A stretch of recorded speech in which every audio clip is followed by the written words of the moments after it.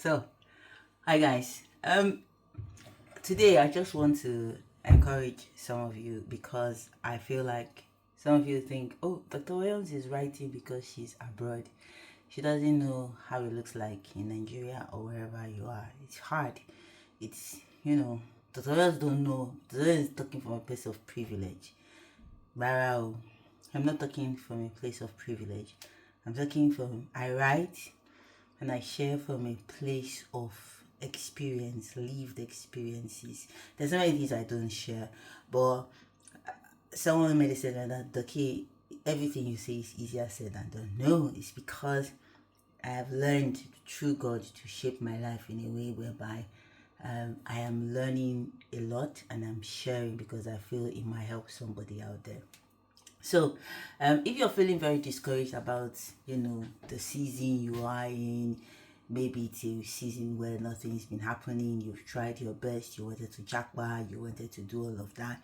Don't forget that some people who jackpot, their parents sacrificed a lot, like their parents sold their houses and then they jackpot. And they've not yet recompensed that money to give back to their parents in whatever form of investment. Some of us can't even pay back our parents in any kind of way. So when you say, oh, easy to jackpot, easy to this, easy to that, some people's parents sacrificed a lot for them to get to where they are.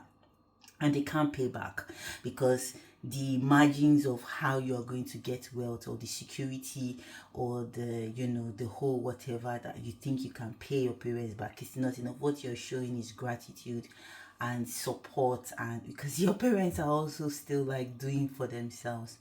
But that aside, it's too so I came to do a PhD, and when I came to do the PhD, I did a PhD. I wanted to do a PhD based in the UK, based on Answer the Jakwa Buhari time.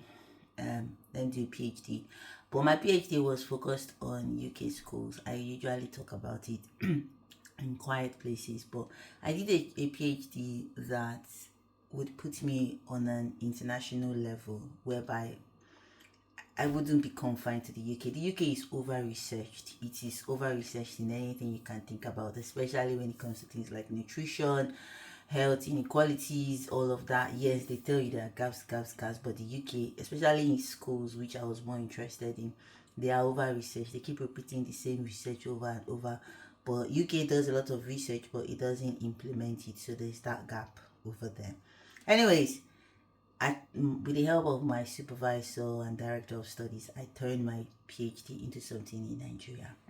Now, you are in a first world country according to them, and you're doing a research in a third world country. It gets really big attention. The only thing is, when you now want to move forward, if you don't have funding for that your third world country, you are stuck. So you now start pursuing that funding. Otherwise, you have to reorientate yourself and start doing things that are in the land that you are. But your research is not about the land, so you now start trying to change your research interest. But even at that, there's that dissatisfaction because some people's life is not for the money, it is for what God has asked them to do. And imagine not having that funding to go forward either as a postdoctoral researcher or a fellow, and you're there. The fundings that are coming, there are a lot of excuses and politics around it. Let's not go there.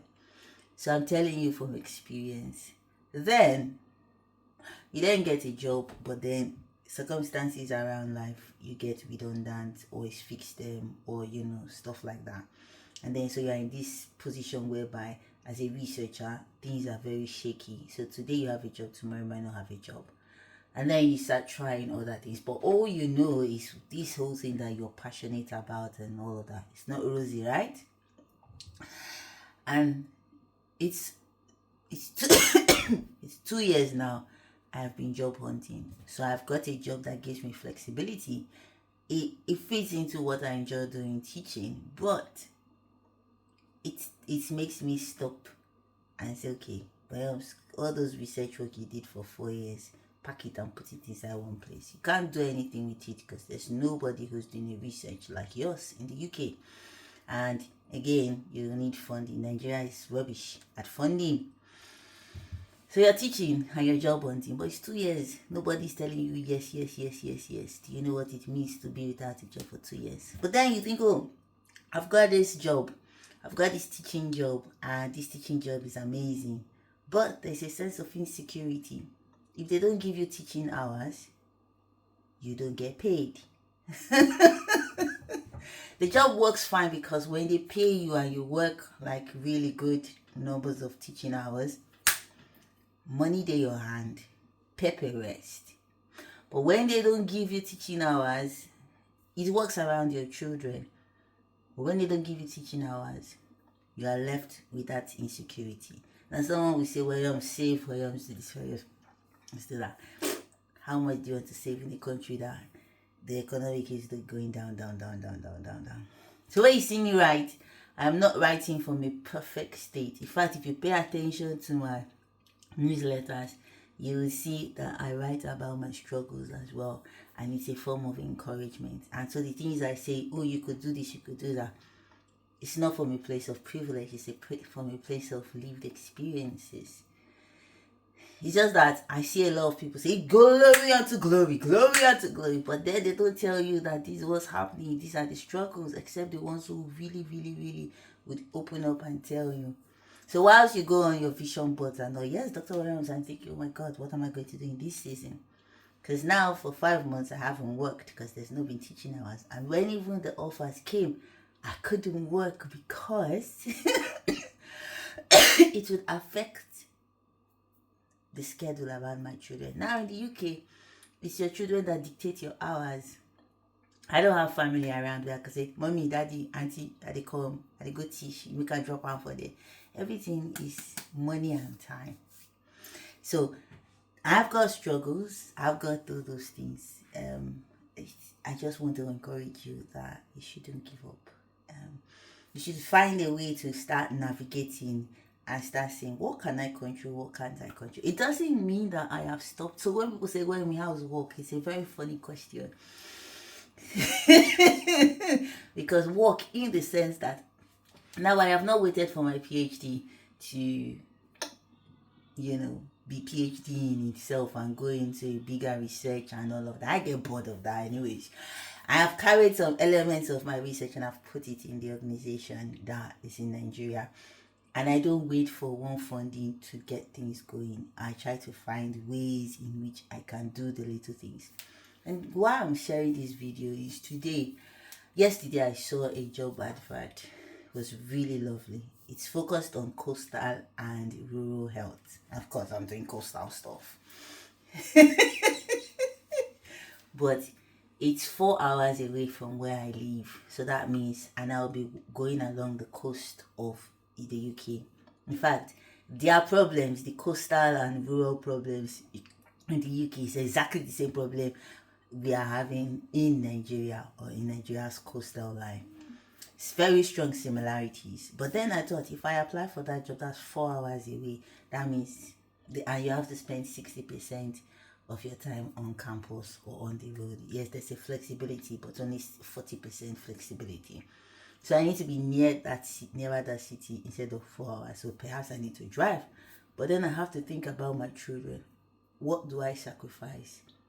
So it's been 5 months where I'm not entering the bus at 5 o'clock or 6 o'clock or 7 o'clock and coming back around 10:30. I have been at home.